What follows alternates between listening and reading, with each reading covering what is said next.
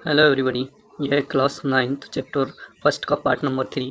इससे पहले हम पार्टिकल्स की प्रॉपर्टीज़ के बारे में पढ़ रहे थे और हमने उसकी दो प्रॉपर्टीज़ पढ़ ली हैं। फर्स्ट प्रॉपर्टी थी हमारी particles have space between them, किसी भी मैटर के पार्टिकल्स के बीच में स्पेस होता है, रिक्त अवकाश होता है। और दूसरी प्रॉपर्टी थी पार्टिकल्स कैन मूव, पार्टिकल्स जो होते हैं वो मूव कर सकते हैं। Now we go through our third property particles, that is particles of matter attract each other. Matter के जो पार्टिकल होते हैं, मैटर अर्थात पदार्थ के पार्टिकल एक दूसरे को आकर्षित कर सकते हैं, अट्रैक्ट करते हैं, अट्रैक्ट कर सकते हैं। Then activity 1.6, play this game in the field, make 4 groups and form human chain as suggest.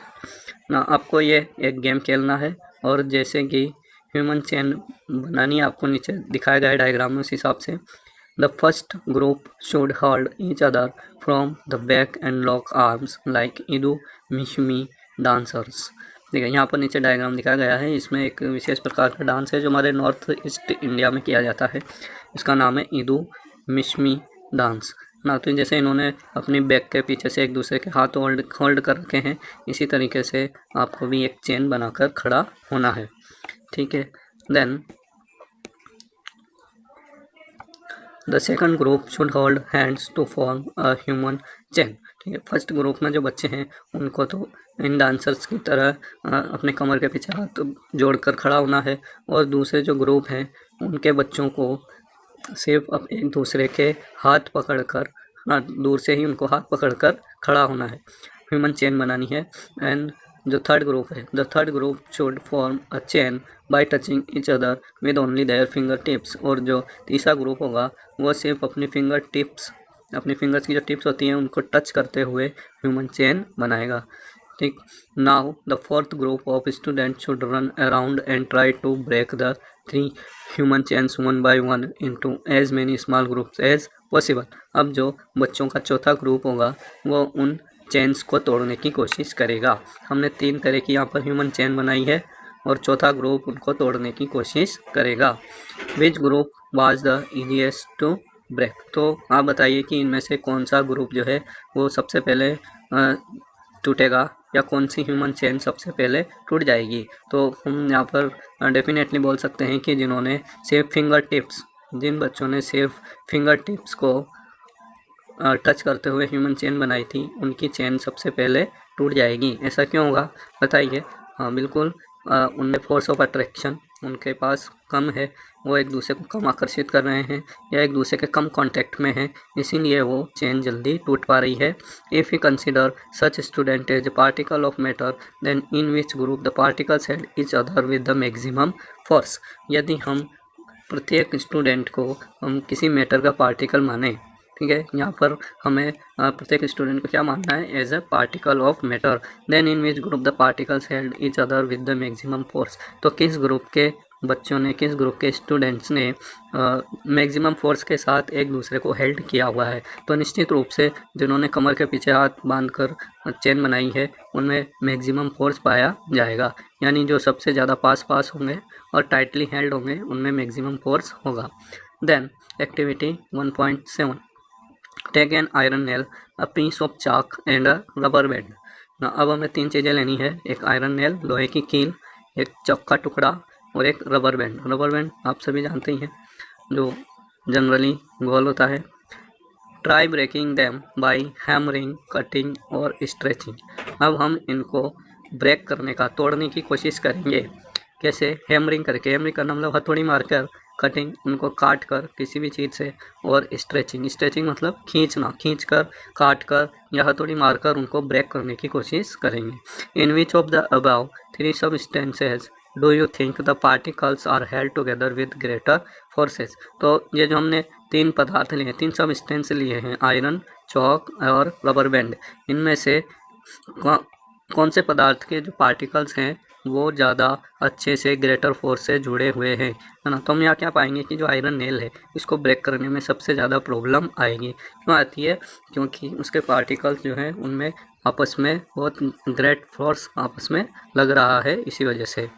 Then activity 1.8, take some water in a container एक पात्र में, कंटेनर मीन्स पात्र में आपको कुछ पानी लेना है। Try cutting the surface of water with your fingers, और उसको पानी की जो सतह होती है ऊपर, सरफेस होती है, सरफेस मीन्स सतह, उसको अपनी फिंगर्स की सहायता से, अंगुलियों की सहायता से उसको काटने की कोशिश करना है। Were you able to cut the surface of water, क्या आप अपनी उंगली से पानी की सतह को काट पाते हैं। What could be the reason behind the surface of water remaining together, आप उनको आसानी से काट तो पाते हैं लेकिन यहाँ पर पानी की जो सरफेस होती है वापस से बन जाती है, तो ऐसा क्यों होता है। ठीक है, इसका रीज़न क्या है, what is the reason, reason मतलब कारण। The above three activities suggest that particles of matter have force acting between them, तो ये हमने जो एक्टिविटीज़ की है ऊपर 3, इनसे हमें क्या पता चलता है, इनसे पता चलता है कि जो मैटर के पार्टिकल्स होते हैं उनमें क्या होता है, आपस में एक फोर्स होता है जो उनके बीच में लगता है। ठीक है, पार्टिकल्स के बीच में आपस में एक फोर्स लगता है, वो भी अट्रैक्शन वाला फोर्स, आकर्षण का बल। This force keeps the particles together, यह बल उन पार्टिकल्स को जोड़े रखता है, साथ साथ रखता है। The strength of this force of attraction varies from one kind of matter to another, और ये जो फोर्स ऑफ अट्रैक्शन है, पार्टिकल्स के बीच में जो फोर्स ऑफ अट्रैक्शन है वो हर पार्टिकल्स में या हर अलग अलग मैटर के पार्टिकल्स में अलग अलग पाया जाता है। मतलब जैसे कि हमने ऊपर आयरन नेल लिया तो उसको तोड़ने में हमें बहुत प्रॉब्लम हुई, है ना, क्योंकि उसके पार्टिकल बहुत ज़्यादा पास थे। लिक्विड लिया तो लिक्विड में हमने अपनी फिंगर को डिप किया तो वो आसानी से उसकी सरफेस को काट पा रहा है। ठीक है, हमने रबर बैंड लिया तो रबर बैंड में क्या हुआ, वो आसानी से स्ट्रेच हो जाता है, उसकी आकृति जो है बदल जाती है। तो ये एग्जाम्पल हमें शो करते हैं कि जो पार्टिकल्स होते हैं मैटर के, उनमें फोर्स ऑफ अट्रैक्शन होता है और किसी मैटर के पार्टिकल्स में कम होता है, किसी मैटर के पार्टिकल्स में ज़्यादा होता है। ठीक, then we should solve these questions. These are in text question. Which of the following are matter, निम्न में से कौन मैटर है, पदार्थ हैं। Chair, air, love, smell, head, almonds, thought, cold, lemon, water, smell of perfume. ठीक है, तो यहाँ पर कुछ आप आसानी से, बहुत सिंपल एक क्वेश्चन है, इसको आसानी से कर पा रहे होंगे। चेयर मीन्स कुर्सी, yes it is a particle. Air में हमारी गैसें होती हैं, इनमें भी हमारे मैटर है, पार्टिकल्स हैं। लव इज अ इमोशन, ठीक है, और यह मैटर नहीं है। स्मेल जो होती है, हमें कोई भी गंध, खुशबू आती है दूर से, तो वो किसके कारण आती है, उस मैटर के पार्टिकल्स के कारण आती है जो डिफ्यूजन के द्वारा हम तक पहुंचते हैं, इसलिए ये भी क्या है, मैटर है। हेट इज अ इमोशन, ठीक है, इसका कोई फिजिकल स्वरूप नहीं होता है, इसलिए हेट भी क्या नहीं है, मैटर नहीं है। देन एलमॉन्ड्स मीन्स होता है बादाम हमारे मैटर है। देन विचार, ठीक है, थॉट क्या है, मैटर नहीं है। कॉल्ड, ठंड, ये भी मैटर नहीं है। Lemon water, yes it is a matter. Smell of perfume की स्मेल, ये भी हमारी मैटर है। ठीक है, तो आप इसको कर पा रहे हैं। Then give reasons for the following observation, यहाँ पर कुछ ऑब्जर्वेशन दिया गया है, तो उसके लिए आपको रीजन बताना है कि ऐसा क्यों हुआ, कारण बताना है। The smell of hot sizzling food reaches you several metres away, किसी हॉट सिजलिंग फूड है, गरम ताज़ा फूड है, बनाया हुआ अभी, उसकी जो स्मेल होती है वो आप तक कई मीटर की दूरी पर आप बैठे हो वहाँ तक पहुँच जाती है। But to get the smell from cold food you have to go to close, लेकिन कोई अगर ठंडा भोजन है, ठीक है, पुराना रखा हुआ, तो उसकी स्मेल लेने के लिए आपको उसके बहुत पास जाना पड़ता है।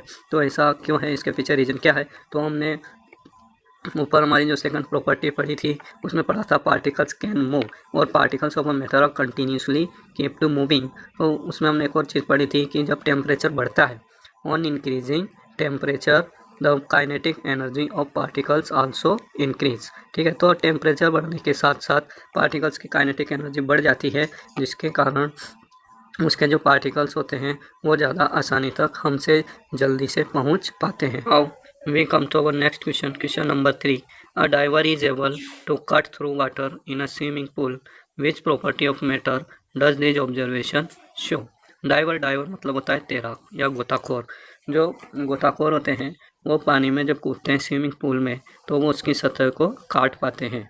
तो which property of matter does this observation show. तो ये जो निरीक्षण ऑब्जर्वेशन है ये हमें मैटर की कौन सी प्रॉपर्टी के बारे में बताता है। तो हमने अभी जो थर्ड प्रॉपर्टी पढ़ी है कि particles of matter have force of attraction between them. तो जो फोर्स होता है, फोर्स ऑफ अट्रैक्शन, वो वाटर के मॉलिक्यूल्स जो होते हैं, पानी के पार्टिकल्स होते हैं, उनके बीच में काफ़ी कम होता है, वेरी लेस। इसी वजह से जो डाइवर होता है he is able to cut through water in a swimming pool. ठीक। Then question number 4, what are the characteristics of the particle of matter. तो ये भी बहुत सिंपल क्वेश्चन है। कैरेक्टरिस्टिक्स हमने अभी पढ़े ही हैं, तीनों कैरेक्टर्स हम एक बार और देख लेते हैं।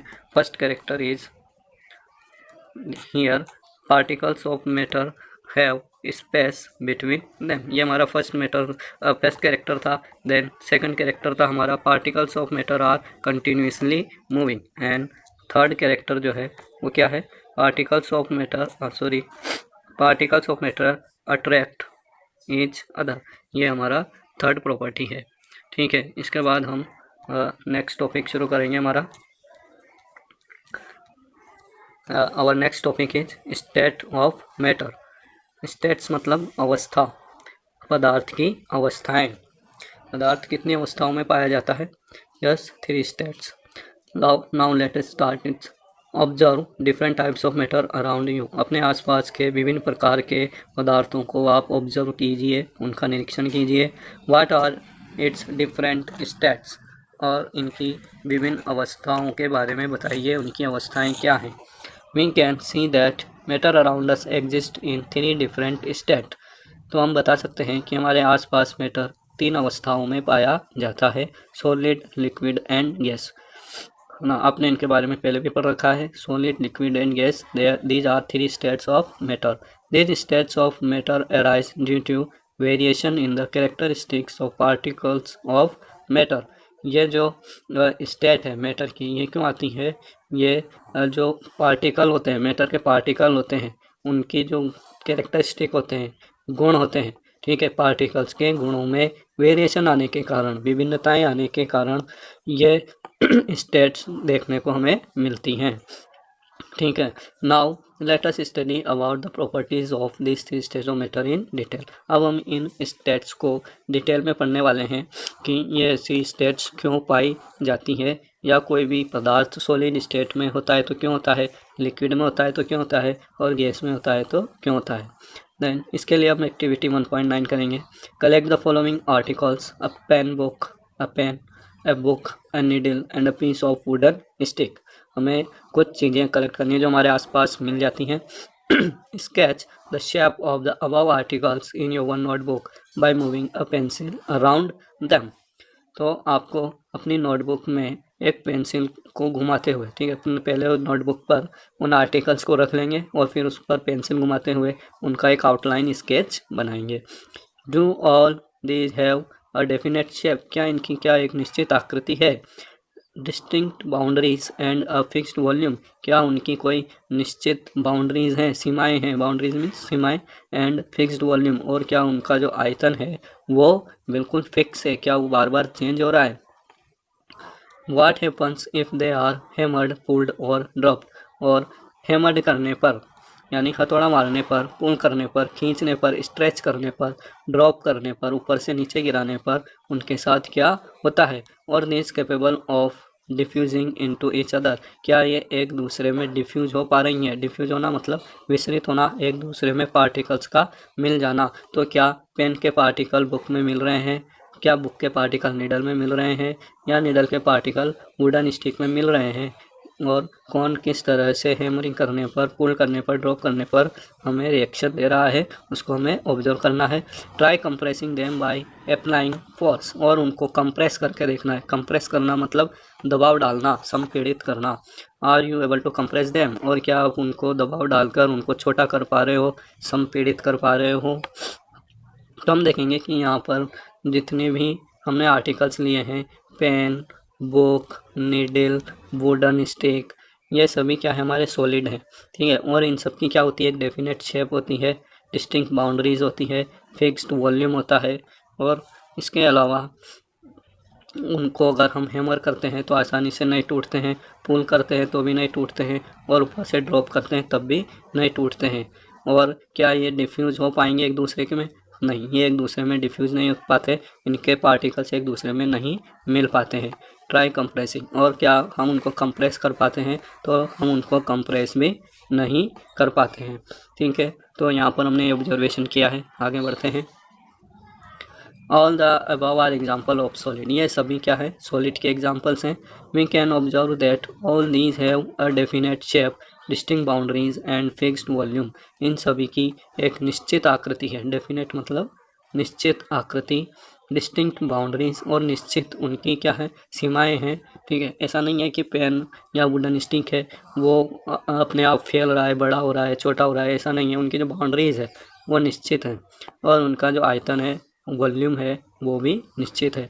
That is have negligible compressibility, और इनमें जो कंप्रेसिबिलिटी है, कंप्रेसिबिलिटी मतलब दबाव सहन करने की क्षमता या दबने की योग्यता। हम जैसे किसी कॉर्क को या स्पंज को हम प्रेस करते हैं, रबड़ की बॉल को हम कंप्रेस करते हैं, तो उसका आकार क्या हो जाता है? छोटा हो जाता है। लेकिन जो सॉलिड होते हैं उनमें कंप्रेसिबिलिटी, संपीड्यता जो होती है वो नेग्लिजिबल होती है। नेग्लिजिबल मीन्स नगण्य, है ना, न के बराबर। उनमें कंप्रेसिबिलिटी न के बराबर होती है। Solids have a tendency to maintain their shape when subjected to outside force. जो सॉलिड होते हैं, सॉलिड मतलब ठोस होते हैं, उनकी टेंडेंसी ऐसी होती है कि वो अपनी शेप को मेंटेन करके रखना चाहते हैं। यदि उन पर बाहर से आउटसाइड फोर्स भी डाला जाए तब भी वो क्या करना चाहते हैं? अपनी शेप को मेंटेन करना चाहते हैं, बनाए रखना। मेंटेन करना मतलब उसको बनाए रखना। सॉलिड में break under force but it is difficult to change their shape, है ना। अगर हम बहुत ज़्यादा फोर्स लगाएंगे तो हो सकता है वो सॉलिड पदार्थ भी टूट जाए, सॉलिड मैटर भी टूट जाए, लेकिन उनकी आकृति को चेंज करना, शेप को चेंज करना थोड़ा कठिन है। सो दे आर रिजिड, इसलिए हम उन्हें क्या कह सकते हैं? They are rigid. रिजिड का मतलब कठोर। ठीक है, ऐसे पदार्थ जो अपना आकार आकृति नहीं बदलते वो क्या कहलाते हैं? रिजिड या कठोर। कंसिडर द फॉलोइंग, नाउ नीचे चलते हैं। कंसिडर द फॉलोइंग, निम्न के बारे में देखिए, सोचिए, विचार कीजिए। What about a rubber band, can it changes its shape on stretching. हमने एक रबर बैंड लिया है और उसको स्ट्रेच किया है, तो क्या वह अपनी शेप को चेंज करता है? यस, स्ट्रेच करने पर वो अपनी शेप को चेंज करता है। इज इट अ सॉलिड, तो क्या ये सॉलिड है? जैसे हमने अभी ऊपर पढ़ा है कि सॉलिड अपनी शेप को चेंज नहीं करते हैं, लेकिन यहाँ पर रबर बैंड चेंज कर रहा है अपनी शेप को, तो क्या ये सॉलिड है? What about sugar and salt, sugar और साल्ट के बारे में क्या कहेंगे? When kept in different jars, these take the shape of the jar or the solid। जब हम उनको किसी जार में रखते हैं तो वे उस जार की शेप को ले लेते हैं, क्या वे भी सॉलिड है? What about a sponge, sponge sponge होता है गद्दी जिसे हम कहते हैं। It is a solid yet we are able to compress it, है ना, वो भी एक सॉलिड मैटर है हमारा, लेकिन हम उसको कंप्रेस कर पाते हैं, उसको हम दबाव डालकर उसकी आकृति को छोटा कर पाते हैं। तो यहाँ भी आकृति चेंज हो रही है, तो क्या ये भी सॉलिड है? All the above are solid as, ये सभी जो ऊपर दिए गए हैं ये सब क्या है? सॉलिड है। क्यों है solid? Because a rubber band changes shape under force and regains the same shape when the force is removed. ठीक है, तो हमारा जो रबर बैंड है हमने उसको स्ट्रेच किया तो उसकी आकृति फोर्स लगने के कारण चेंज हुई, but it regained its shape again. Regain करना मतलब पुनः प्राप्त करना, वो अपनी आकृति को पुनः प्राप्त कर लेता है when the force is removed, जब फोर्स को हटा लिया जाता है। If excessive force is applied it breaks, और जब ज़्यादा फोर्स यहाँ पर लगाया जाएगा तो हो सकता है वह टूट जाए। The shape of each individual sugar और साल्ट क्रिस्टल रिमेन्स फिक्स, है ना। अभी हमने देखा कि शुगर और साल्ट को हम यदि किसी जार में भरते हैं तो उसकी शेप ले लेते हैं, लेकिन उनकी जो प्रत्येक जो उसमें दाने होते हैं साल्ट या शुगर के, उनकी तो जो शेप है वो फिक्स है, वो थोड़ी चेंज हुई है। Whether we take in out our hand put it in a plate और इन अ जार, ना उसको हम हाथ में लेते हैं या किसी जार में रखते हैं तो उनकी जो इंडिविजुअल प्रत्येक की अलग अलग जो शेप है वो चेंज नहीं होती है। अ sponge has minute holes, sponge जो होता है वो माइन्यूट होल्स उसके अंदर होते हैं, बहुत छोटे छोटे छिद्र होते हैं। इन विच एयर इज ट्रैप्ड, जिनमें क्या फंसी होती है, एयर फंसी होती है। व्हेन वी प्रेस इट, जब हम इसे दबाते हैं, the air is expelled out and we are able to compress it, तो उसकी जो एयर होती है वो बाहर निकल आती है और अब हम उसको कंप्रेस कर पाते हैं या वह कंप्रेस हो जाती है। ठीक है। Then our in our next video we will learn about the liquid states. Okay.